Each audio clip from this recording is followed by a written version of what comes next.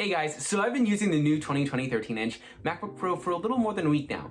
After having substantial time to discover what more the operating system can offer, I have finally come to a conclusion.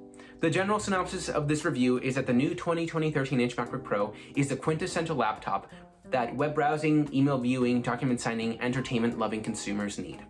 To start things off, let's look at the benchmark scores. So on Geekbench, I got a single-core score of 1018 and a multi-core score of 4037. On the Blackmagic disk speed test, I got a write speed of 2242 megabytes per second and a read speed of around 2263 megabytes per second. And lastly, on Cinebench, my CPU got 1635 points. On NovaBench, I got a NovaBench score of 1427 with a CPU score of 833 and RAM score of 212. Lastly, on the Uni-Engine Valley benchmark, I got a frames per second 36.4 and score of 1523 with minimum and maximum frames per second 19.6 to 64.1. Now let me talk about the operating system. Coming from using a Windows computer for more than 10 years, I've completely fallen in love with macOS. It's simple and it's easy to use. I captiously explored system settings, applications' respective settings, and I'm surprised by how much the OS offers. However, there are a few things I really miss from Windows.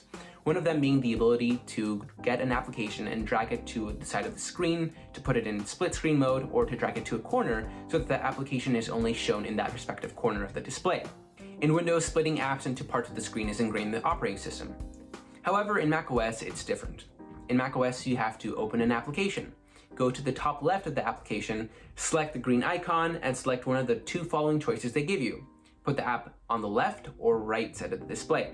It's limiting, and I really miss that functionality that Windows offers. However, I found a fantastic app called Tiles.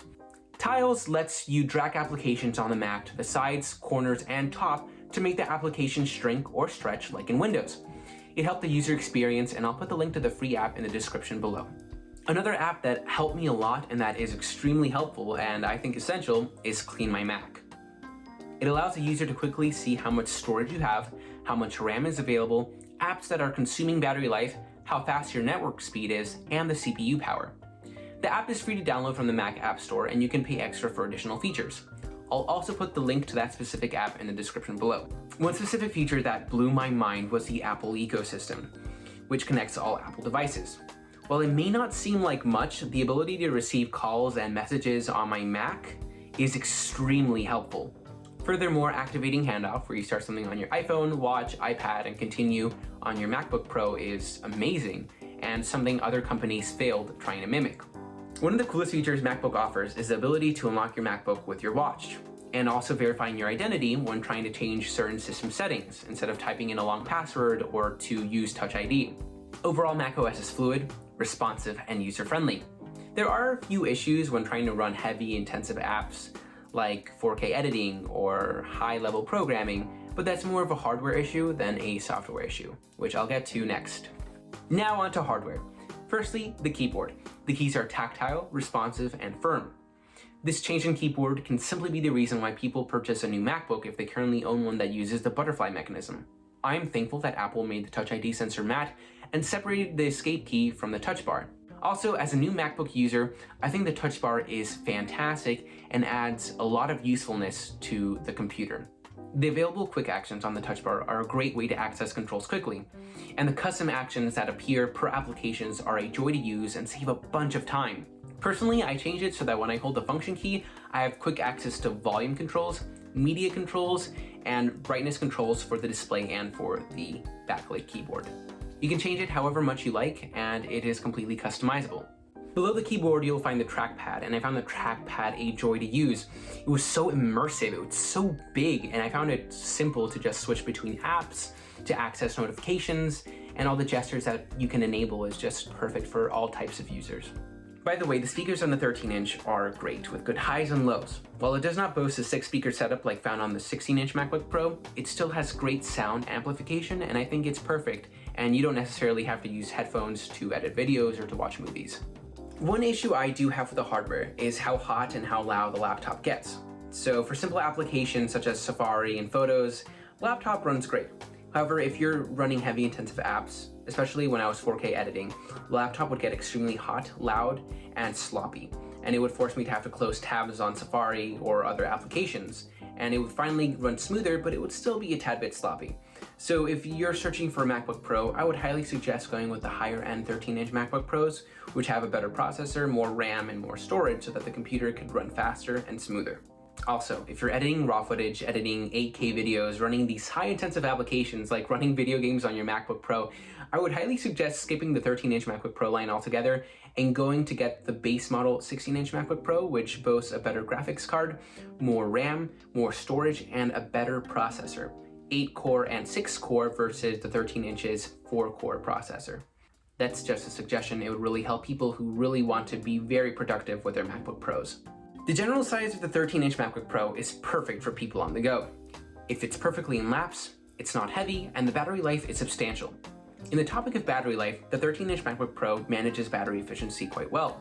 For example, I would start my day off with 100% battery life, and after using Word, PowerPoint, and about 20 tabs open in Safari and Chrome, the battery would be around 87% after 2 hours. Hence, consumers who are always on the go should not be worried at all about the battery life on the new 13-inch MacBook Pro. One aspect I really wish Apple could improve was the number of USB-C ports offered on their computers. For the base model, which my computer currently falls under, you're only offered 2 USB-C Thunderbolt ports, which may be limiting for some users who want to connect additional drives or devices to their MacBook Pros. Nevertheless, there are several solutions, such as buying a hub, which could offer several additional ports, or by purchasing one of the higher-end 13-inch MacBook Pros, which have 4 USB-C ports, 2 on each side of the chassis. Another feature Apple could include to make their MacBook Pros more user-friendly would be to include SD card slots or more ports. However, that is very unlikely considering how Apple is going towards their wireless future. Lastly, and probably the only issue I have with the new 13-inch MacBook Pro is the display and camera. After viewing several comments concerning the display on my previous video, I began to suspect that perhaps my specific MacBook Pro's display is not at maximum settings, or maybe something else is wrong. Unexpectedly, I realized that the specific MacBook Pro I have has a faulty display. After turning on True Tone, which I usually always keep off, the screen began to flicker, and that worried me, and I contacted Apple, and the best solution I got was just to return the MacBook Pro and to get another one. Hence, I cannot truly comment on how good the display is on my MacBook Pro until the problem is resolved. However, something I can comment about is the camera.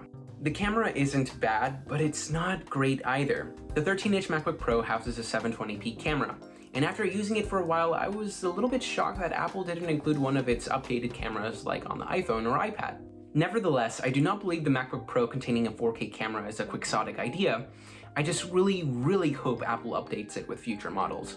Coming from a college student's perspective, I found a new 13-inch MacBook Pro to be perfect for college.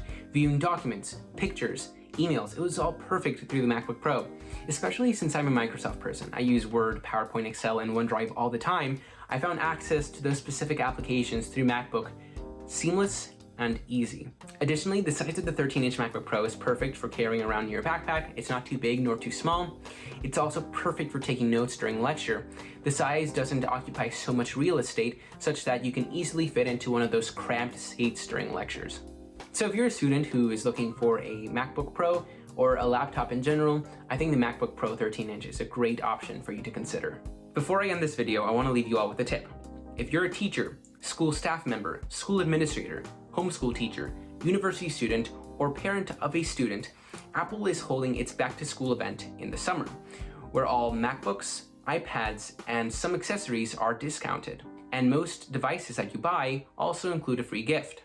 Last year, if you bought a MacBook or an iPad, you would also get a free gift, which would be Beats headphones, which usually cost circa $300. So if you can wait a while more, not only will you save money, but you'll also get a really cool gift.